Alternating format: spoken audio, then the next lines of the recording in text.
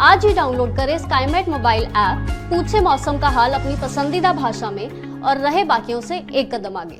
नमस्ते दोस्तों, स्काईमेट वेदर में आपका स्वागत है। मेरा नाम महेश पलावत है। आज 29 नवंबर हो गई है। जो समुद्री तूफान कल बना था फेंगल, वो अब आज अभी भी ये साइक्लोन बना हुआ है, लेकिन अब ये धीरे धीरे कमजोर होने लग जाएगा और ये डीप डिप्रेशन में तब्दील हो जाएगा। और उसका कारण ये है कि क्यों जब ये तट के आसपास पहुंचता है, ये देखिए कल पहले का जो ट्रैक ये था, लेकिन अब ये ट्रैक इस तरह से दिखाई दे रहा है। तो ऐसा लग रहा है कि ये आपका जो महाबलीपुरम से लेकर के और कडलोर के बीच में कहीं पर भी ये लैंडफॉल करेगा और ये कल करेगा। कल सुबह 30 तारीख को लैंडफॉल कर जाएगा, एज ए डीप डिप्रेशन करेगा, यानी कि ये साइक्लोन से कमजोर पड़ जाएगा, डीप डिप्रेशन बन जाएगा। और उसके लिए जैसे मैंने आपको पहले भी बताया था कि क्या होता है कि जब भी कोई समुद्री तूफान, अगर वो मान के चलिए वो इस तरह से आगे आ रहा है, यहाँ पर अंदर आ रहा है, तो यहाँ पर अगर ये साइक्लोन बना हुआ है तो हवाएं जो है इसके आसपास वो ऐसे घूमती है, यानी घड़ी की उल्टी दिशा में घूम रही होती हैं।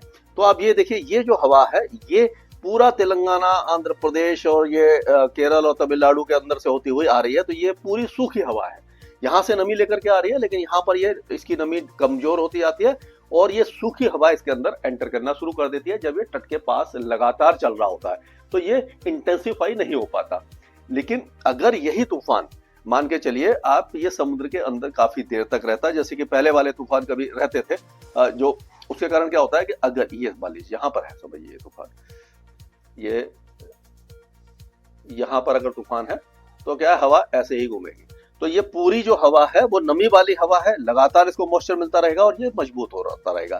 लेकिन क्योंकि ये तट के काफी पास जाते हुए, यहाँ से जाते हुए और ये अंदर एंटर कर जाएगा, तो कोस्ट के आसपास जो है अंदर से हवा आती रहेगी और जैसे जैसे हम तट के पास जाते हैं तो वर्टिकल विंड शेयर भी बढ़ता जाता है, वो भी इसको कमजोर करता है। लेकिन अभी भी समुद्री सतह के तापमान यहाँ 28 डिग्री के आसपास बने हुए हैं। 28 से ऊपर जब भी तापमान होते हैं तो समुद्री तूफान को मजबूत करते हैं। लेकिन बाकी जो दो फैक्टर हैं, वर्टिकल विंड शेयर हो गया और जो आपका ड्राई विंड्स जो एंट्रेल हो रही है इसके अंदर, उसके कारण ये कमजोर हो रहा है। तो खतरा इतना ज्यादा नहीं है। और जो तूफान की तरफ भी अगर ये जाता तो ये कमजोर तूफान के रूप में जाता, कि यानी 80 से 85 किलोमीटर प्रति घंटा की रफ्तार से हवा चलती। लेकिन अभी जो हवा तेज चल रही है, लेकिन जब ये तट से टकराएगा उस समय हवा 60 से 70 होगी, जो बहुत ज्यादा नहीं होती। 50 से 60 और 70 से 75 किलोमीटर की रफ्तार से हवा होगी, जो आपको प्री मानसून ठंडा शावर में भी कभी कभी हो जाती है, आंधी वगैरह आती है तब हो जाती है।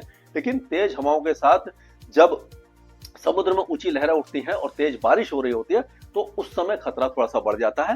लेकिन गनीमत यह है कि जब ये लैंडफॉल कर रहा होगा उस समय दिन का समय होगा, 30 तारीख की सुबह के आसपास ये 7-8 से लेकर के 10 से 11 के बीच में ये एंटर कर जाएगा और उस समय दिन हो चुका होता है। कि तो क्या होता है, रेस्क्यू ऑपरेशन काफी आसान हो जाते हैं। लाइट क्योंकि चली जाती है, बिजली काट दी जाती है, तो दिन का जब उजाला होता है तो रेस्क्यू ऑपरेशन भी इजी होता है और लोगों को भी अपने बचाव का साधन आसानी से देखना मिल जाता है। क्योंकि रात के अंधेरे में ये सारा मुसीबत बढ़ जाती है, तो ये अच्छी बात है कि दिन के समय ये लैंडफॉल करेगा।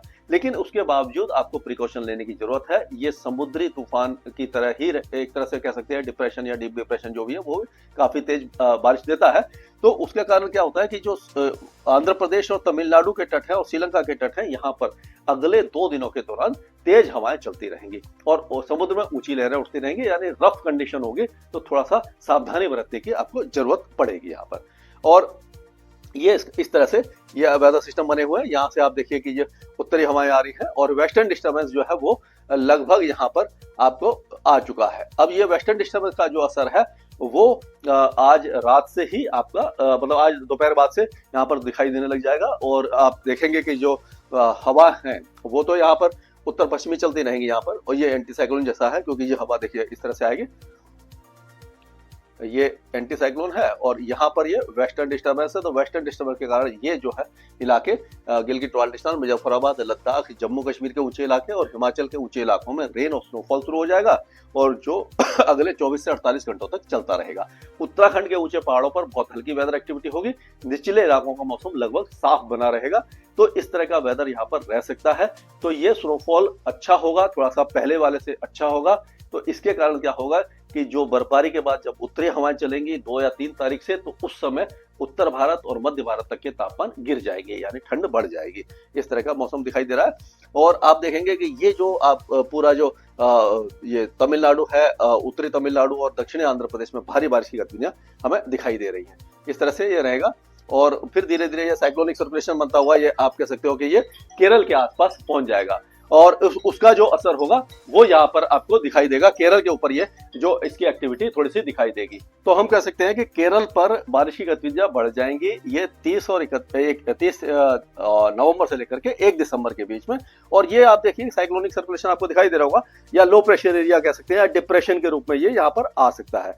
तो ये इधर आ जाएगा, यानी कि समुद्र में, अरब सागर में आकर के फिर से इंटेंसिफाई होकर के ये आगे जाके डिप्रेशन बनेगा, डीप डिप्रेशन बनेगा। इसके ऊपर हम नजर बनाए रखेंगे, आपको इसके बारे में पूरी जानकारी लगातार देते रहेंगे। अब हम पूरे भारत का कोशिश करते हैं। ये जो वेस्टर्न डिस्टर्बेंस है ये पहुंच रहा है, तो गिलगिट बाल्टिस्तान की जितनी भी टेरिटरीज हैं, लद्दाख के कुछ इलाके हैं, जो पश्चिमी इलाके खास करके, क्योंकि लद्दाख के जो ज्यादातर इलाके हैं वो एक तरह से कोल्ड डेजर्ट है, तो वहां पर बारिश और स्नोफॉल काफी कम होता है और जब तक बहुत बड़ा वेस्टर्न डिस्टर्बेंस नहीं आता। तो ये इसके जो पश्चिमी इलाके यहाँ पर बारिश होगी, और जो जम्मू कश्मीर के कई इलाकों में, जैसे कि जो आपका कुपवारा है, बांदीपुर है, बारामुल्ला, गंदरबल, श्रीनगर, ये जो इलाके हैं, और कारगिल वगैरह, यहाँ पर बारिश और स्नोफॉल होने की संभावना हमें नजर आ रही है। अब अगर हिमाचल की बात करते हैं तो यहाँ चंबा, लाहौल स्पीति, कांगड़ा के ऊंचे इलाके, कुल्लू और किन्नौर के ऊंचे इलाकों में रेन और स्नोफॉल हो सकता है। और आपका मंडी वगैरह के जो कुछ इलाके हैं, जो ऊंचे पहाड़ जो दिखाई देते हैं वहां से, उनके ऊपर भी स्नोफॉल होने की संभावना नजर आ रही है। उत्तराखंड में अगर देखें तो उत्तरकाशी के कुछ पहाड़ों पर, ऊंचे पहाड़ों पर बारिश और स्नोफॉल हो सकता है, बाकी इलाकों में चांसेस थोड़े कम दिखाई दे रहे हैं। अब अगर पंजाब की बात करते हैं तो पंजाब में उत्तर पश्चिमी दिशा से हवा चलती रहेगी, लेकिन ये वेस्टर्न डिस्टर्बेंस के कारण क्या होता है कि थोड़ा सा हवा कमजोर हो जाती है और जो टेम्परेचर है वो गिरना रुक जाते हैं, थोड़े से 1-8 डिग्री बढ़ ही जाते हैं। तो यहाँ पर अभी 2 तारीख से या 3 तारीख से एक बार फिर से जो ठंडी हवाएं चलेंगी, तब जाकर के तापमान गिरेंगे। और ये हरियाणा और दिल्ली में भी यही हाल है कि पंचकुला, अंबाला, सिरसा, फतेहाबाद, कैथल, यहाँ से लेकर के फरीदाबाद, गुरुग्राम और ये दिल्ली एनसीआर में भी 2 तारीख से टेम्परेचर गिरना शुरू हो जाएंगे। लेकिन 30 तारीख के आसपास दिल्ली एनसीआर में हवा कमजोर होने के कारण थोड़ा पॉल्यूशन बढ़ सकता है।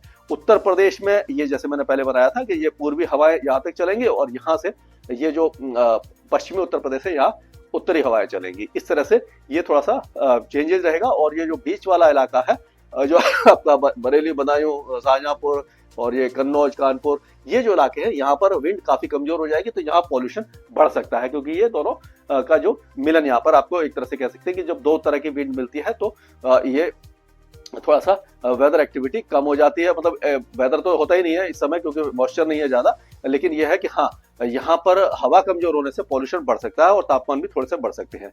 बिहार में पूर्वी हवाएं चलेंगी अगले 2-3 दिनों के कारण, क्योंकि साइक्लोन का या जो डीप डिप्रेशन का असर है, तो पूर्वी हवाओं के कारण यहाँ पर तापमान गिरने में समय लगेगा। झारखंड में भी पूर्वी हवाओं के कारण जो टेम्परेचर अभी फिलहाल नहीं गिरेंगे। पश्चिम बंगाल के जो गंगे पश्चिम बंगाल है, 24 परगना, साउथ मिदनापुर और पश्चिमी मिदनापुर में जो है वो हल्की बारिश हो सकती है 29 और 30 तारीख को। मतलब आप आज और कल में हल्की बारिश हो सकती है। बाकी इलाके जो सूखे रहेंगे, ये मिजोरम और त्रिपुरा के भी दक्षिणी इलाकों में हल्की बारिश हो सकती है। बहुत हल्की बारिश होगी, ज्यादा नहीं होगी। और अगर हम राजस्थान की बात करें तो राजस्थान में जैसे हवा है वो उत्तरी हवा चलती रहेगी, तो अभी टेम्परेचर क्योंकि वेस्टर्न डिस्टर्बेंस के कारण नहीं गिरेंगे, लेकिन 2 तारीख से और 3 तारीख से यहाँ पर फिर से कड़ाके की सर्दी आ सकती है। कई इलाकों में तापमान गिर सकते हैं, 5 डिग्री के आसपास भी आ सकते हैं। मध्य प्रदेश में भी ज्यादातर इलाकों में उत्तरी हवाएं माफ कीजिएगा, उत्तरी हवाएं चलती रहेंगी और यहाँ पर भी टेम्परेचर गिरने की संभावना हमें नजर आ रही है।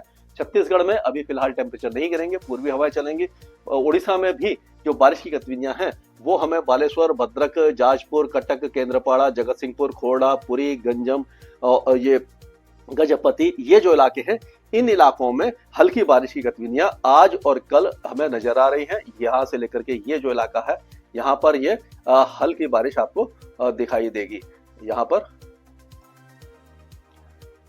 पर दिखाई देगी और बाकी इलाके सूखे रहेंगे, ये हम कह सकते हैं। और उसी तरह से अगर हम गुजरात वगैरह की बात करते हैं तो यहाँ पर भी अभी वेदर एक्टिविटी तो नहीं रहेगी अगर गुजरात की बात करें, लेकिन यहाँ पर टेम्परेचर गिरने में 2 दिन लगेंगे, 2 या 3 दिन के बाद यहाँ पर हल्के तापमान गिरना शुरू हो जाएंगे। महाराष्ट्र में भी अभी कोई मौसमी गतिविधि तो आपको दिखाई नहीं देगी, हालांकि कुछ इलाकों में बादल छा सकते हैं। अगर तेलंगाना की बात करें तो तेलंगाना के खम्मम और जो नालगोंडा, सूर्यापेट, ये जो इलाके हैं यहाँ पर बहुत हल्की बारिश की संभावना है, बाकी इलाके सूखे रहने वाले हैं। आंध्र प्रदेश में जो है वो तेज बारिश, मूसलाधार बारिश आपको चित्तूर, नेल्लोर, तिरुपति ये जो इलाके भारी बारिश देखेंगे। अनंतपुर, कोडप्पा ये जो इलाके हैं मॉडरेट शावर्स होगा, बाकी इलाकों में हल्की बारिश आपको दिखाई दे जाएगी। अब कर्नाटक की बात करें तो कर्नाटक में कल बारिश की गतिविधियां बढ़ेंगी। ये जो साउथ इंडिया कर्नाटका और दक्षिणी जो तटीय कर्नाटका है यहाँ पर, क्योंकि जो डिप्रेशन जब अंदर आएगा तो यहाँ पर बारिश बढ़ाएगा। केरल के कई इलाकों में 30 तारीख को अच्छी बारिश होगी, क्योंकि जो लो प्रेशर एरिया या डिप्रेशन बन करके ये यहाँ पर आ जाएगा। अब तमिलनाडु की बात कर लेते हैं, तो तमिलनाडु में सबसे ज्यादा बारिश होगी तिरुवल्लोर, चेन्नई, कांचीपुरम, तिरुवन्नामलाई, वेल्लोर, विलुपुरम, कोडलोर, अयोलोर और ये सालेम, धर्मपुरी ये जो इलाके हैं यहाँ पर सबसे ज्यादा हैवी रेन के चांसेज है। जैसे हम दक्षिण में जाएंगे बारिश कम होती जाएगी, नीलगिरी हिल्स में भी बारिश कम होने वाली है। अंडमान और निकोबार द्वीपों में हल्की से मध्यम बारिश होगी। लक्षद्वीप में 30 तारीख और 1 तारीख को बारिश की गतिविधियां बढ़ सकती है, क्योंकि डिप्रेशन का असर वहां पर दिखाई देगा। तो कुल मिलाकर के खतरा बहुत ज्यादा नहीं है, लेकिन फिर भी इसको हल्के में नहीं लेना चाहिए, क्योंकि जो ये जैसे मैंने पॉडकास्ट किया था शर्मा जी के साथ, उसमें भी हमने बताया कि ये जो भी साइक्लोन या डीप डिप्रेशन है सरप्राइज से भरे होते हैं, कभी भी ट्रैक चेंज कर सकते हैं, इंटेंसिटी कम ज्यादा हो सकती है, तो पूरी सावधानी आपको बरतनी है। स्काईमेट वेदर में अभी के लिए इतना ही। मौसम से जुड़ी सटीक जानकारी और खबरों के लिए हमारे YouTube चैनल को सब्सक्राइब करें और बेल आइकन दबाकर हर खबर पर रखें नजर।